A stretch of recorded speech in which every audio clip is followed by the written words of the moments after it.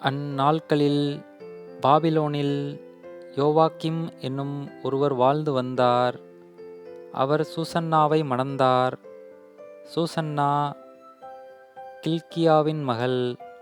அவர் பேரழகி, ஆண்டவருக்கு அஞ்சி நடந்தவர். அவர் பெற்றோர் நேர்மையாளராய் இருந்ததால் தங்கள் மகளை மோசே சட்டத்தின் வழியில் பயிற்றுவித்தனர். யோவாக்கிம் பெரும் செல்வர். அவரது வீட்டுக்கு அருகிலேயே அவருக்கு ஒரு தோட்டம் இருந்தது. யூதர்கள் அவரிடம் வருவது வழக்கம். ஏனெனில் மற்ற எல்லாரையும் விட அவர் மிகவும் மதிப்பு பெற்றவர். அக்காலத்தில் மக்களுள் முதியோர் இருவர் நடுவராய் நியமிக்கப் பெற்றனர்.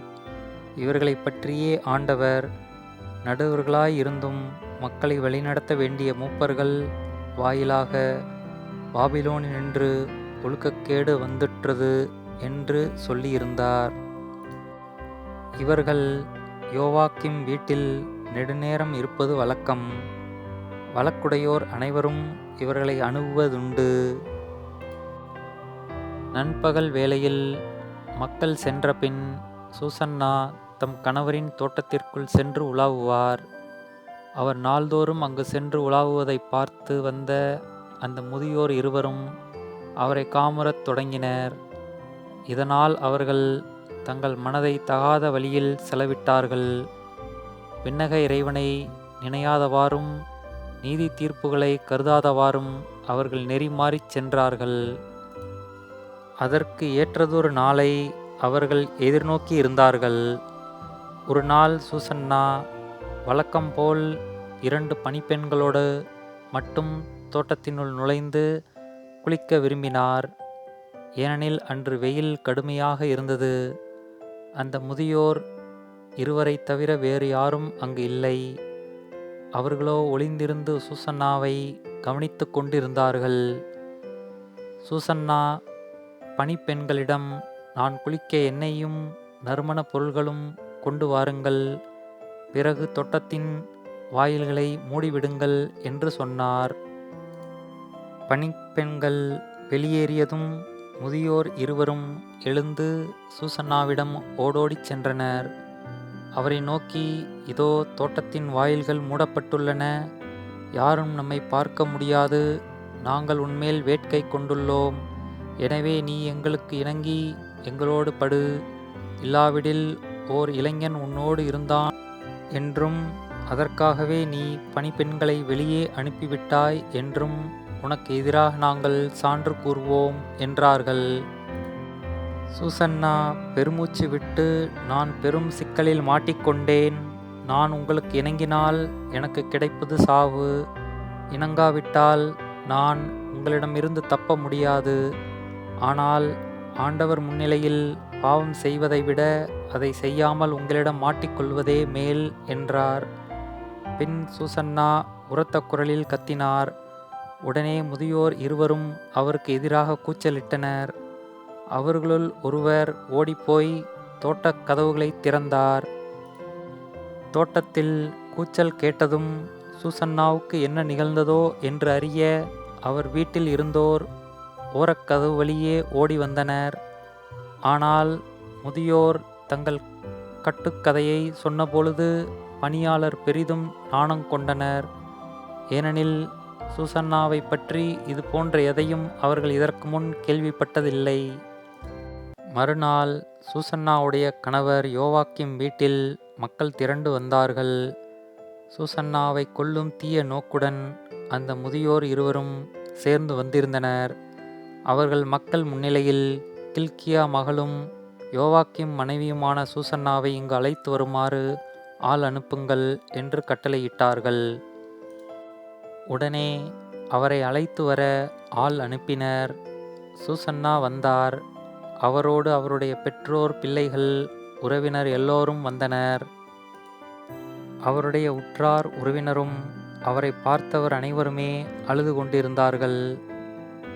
முதியோர் இருவரும் மக்கள் நடுவே எழுந்து நின்று சூசன்னா தலை மீது தங்கள் கைகளை வைத்தனர். அவரோ அழுது கொண்டே விண்ணக இறைவனை நோக்கினார். ஏனெனில் அவர் உள்ளம் ஆண்டவரை நம்பியிருந்தது.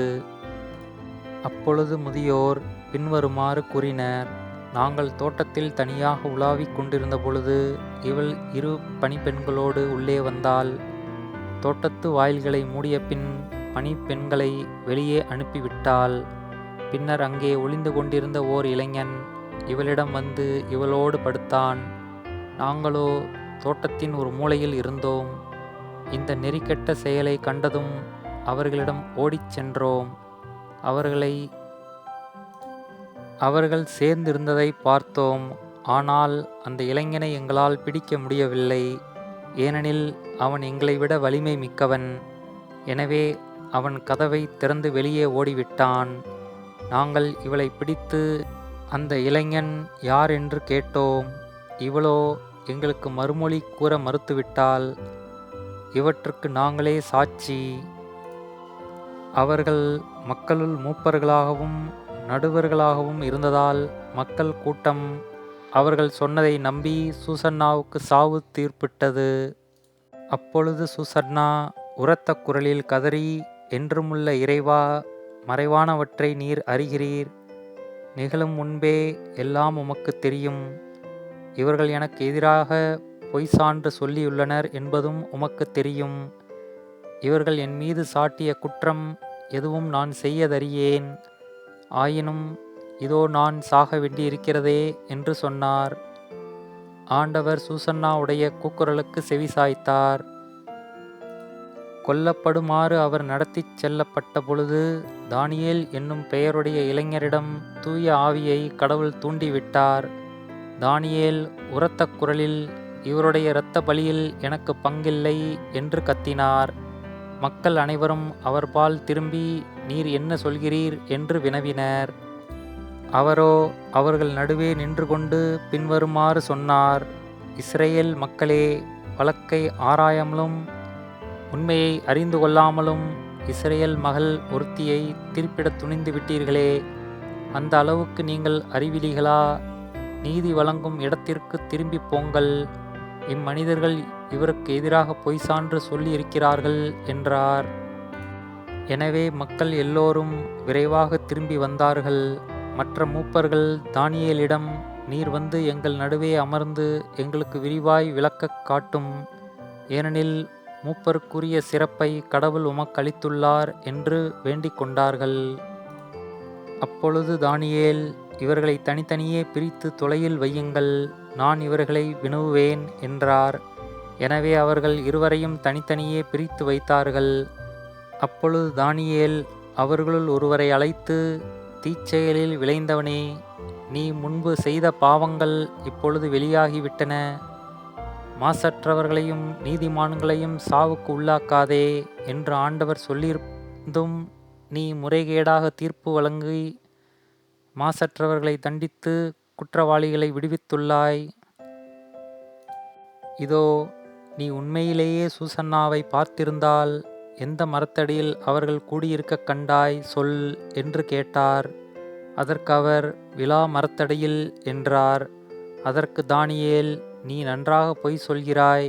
அது உன் தலைமேலேயே விழும். ஏனெனில் கடவுளின் தூதர் ஏற்கனவே இறைவனிடமிருந்து தீர்ப்பை பெற்றுவிட்டார். அவர் உன்னை 2ஆக வெட்டி பிளப்பார் என்றார்.